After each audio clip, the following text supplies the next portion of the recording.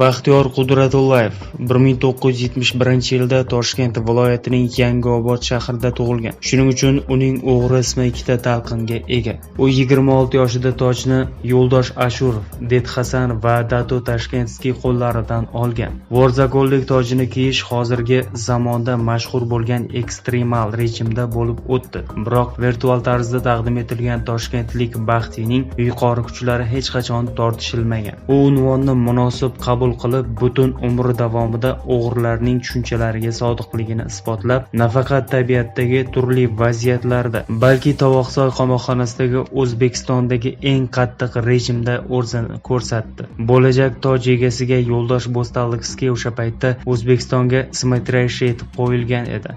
Baxtida uning maxsus rejalari bor edi. Gap shundaki, Yo'ldoshning tepasida qora bulutlar to'plana boshlagan. Masala uning muqarrar devorchasiga aylandi. O'zbek o'g'rilari jamiyat rahbariga qarshi da'volar ostida umumiy fond bilan moliyaviy gunohlar ham bor edi. Lekin eng muhimi, u hokimiyatning klassik jinoiy olamiga nisbatan olib borgan yangi siyosatiga qarshi chiqa olmadi. Baxtiy Tashkentskiy O'zbekistonning jinoiy olamini uning rahbarligi ostida birlashtirishga chaqirdi. Xuddi shu yillarda vazifani Rossiyada Dedhasan hal qildi. U o'z raqiblarini cho'ktirgan ulkan va qudratli jamoaning rahbari bo'lishga muvaffaq bo'ldi va huquq-tartibot idoralarining bosimiga bardosh bera oldi. Ammo muvaffaqiyat vaqtinchalik edi. Dedhasan merganning qurboniga aylandi. 2009-yilda Yo'ldosh Bo'stalliqskiy Nukus qamoqxonasida sirrozdan vafot etgan. Vazir Almatov bilan bo'lgan jangda Baxtiy ustunlikda aniq yutqazdi. U o'g'irlar dunyosida tartibni tiklash uchun tayinlanmagan,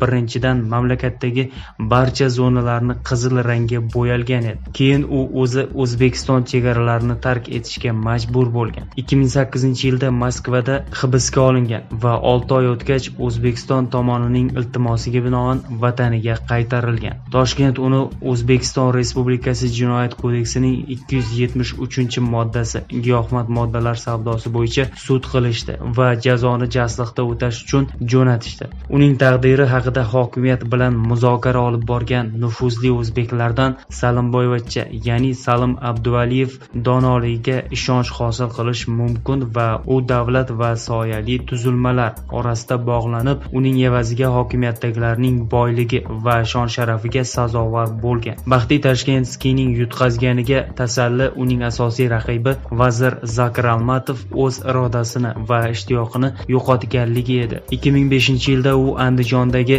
tartibsizliklarni bostirishda o'zini ko'rsatdi. Buning uchun u qonli vazir laqabini oldi. G'arbiy huquq himoyachilariga ko'ra, huquq-tartibot idoralari xodimlari bir necha kun ichida 187 kishini otib o'ldirganlar.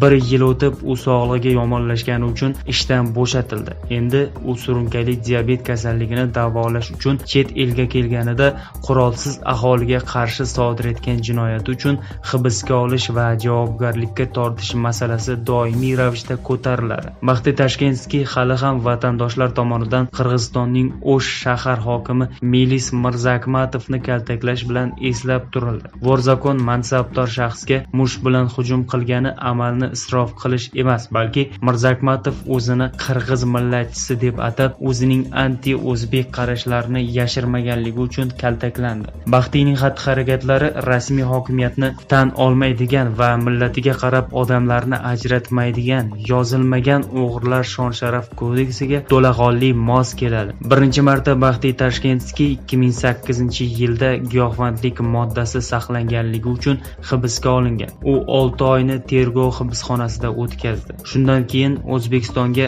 deportatsiya qilindi. U yerda sodir etgan jinoyat bo'yicha sud bo'lib o'tdi. Sud qarori bilan Qarshi shahridagi eng qattiq koloniyalardan birida jazoni o'tash bilan qonuniy o'g'ri 8 yilga qamaldi. Jazoni o'tash yillarida Baxtiy sezilarli darajada ozib, zaiflashdi. Koloniyadan uni yaqin qarindoshlari nogironlik aravachasida kutib olishdi. Chunki u ozod bo'lgan paytiga kelib, o'zi mustaqil yura olmas edi. Koloniyada ular mamlakatda o'g'rilarning buyrug'ini o'rnatishga uringan yagona nufuzli Vorzakonni kaltaklashdi va masxara qilishdi degan fikrlar mavjud. Ozod qilingandan keyin u yana mamlakatga kirib keldi. Bu mamlakatdagi qonunchilikning eng ta'sirli o'g'risi edi. O'g'rilarning g'oyalarini rivojlantirishda va xudojo'y bolalarga ta'lim berishda davom etdi. U ishtirok etgan eng baland tadbir 2018-yilda O'zbekiston poytaxtida bo'lib o'tgan eng baland yig'ilish edi. 2018-yil 20-avgust kuni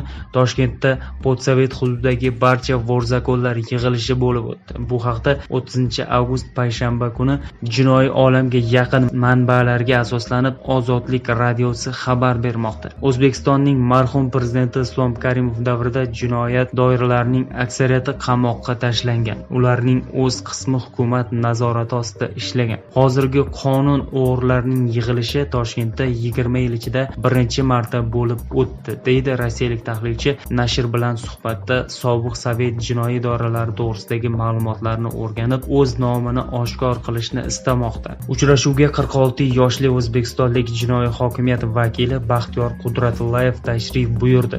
Uchrashuvga xizmat qilgan haydovchining so'zlariga ko'ra, jinoyatchilarning uchrashuvi o'zbek shou biznesining taniqli vakillaridan birining 3 qavatli villasida bo'lib o'tgan. Uchrashuvda jinoiy olam va O'zbekiston qamoqxonalari ustidan nazoratni Rossiyaning kriminal olam vakillariga o'tkazish masalasi ko'tarildi. So'nggi 20 yil ichida O'zbekiston o'g'rilar tushunchasidan uzoqlashdi. Deyarli barcha zonalar qizil rangga aylandi. Jinoiy hokimiyatlar tomonidan nazorat qilinmaydigan va ma'murlari mahbuslarga konsepsiya bo'yicha yashashga ruxsat bermayotgan va ularni ichki tartiblarni qat'iyan bajarishga majbur qilinganlik eslatmasi qizil rang deyiladi. O'zbekistondagi Birodarlik umumiy fondga pul berishni to'xtatdi. Uchrashuv chog'ida ular o'zbekistonlik vorlar bundan keyin barcha bu olam vakillari bilan muhokama qilishga kelishib oldilar. Bundan tashqari Baxtiy Tashkentskiy o'z majburiyatlari haqida eslatib turishadi. Bunga ko'ra u doimiy barcha tarmoqlarda qatnashish kerak, dedi Ozodlik radiosidagi manba.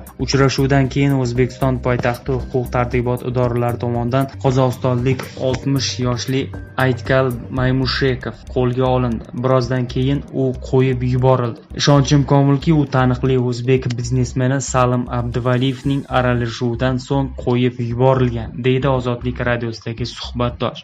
Nashr manbalarining ta'kidlashicha, yig'ilishda jinoyat boshlig'i Beslan Musayev va Rossiyadan kelgan yana ikkita o'g'ri ishtirok etgan. O'zbekiston Ichki ishlar vazirligidagi Ozodlik radiosining suhbatdoshi ushbu uchrashuv o'zbekistonlik vorzakonlarning Rossiya jinoiy olami bilan yarashganini anglatadi, deydi.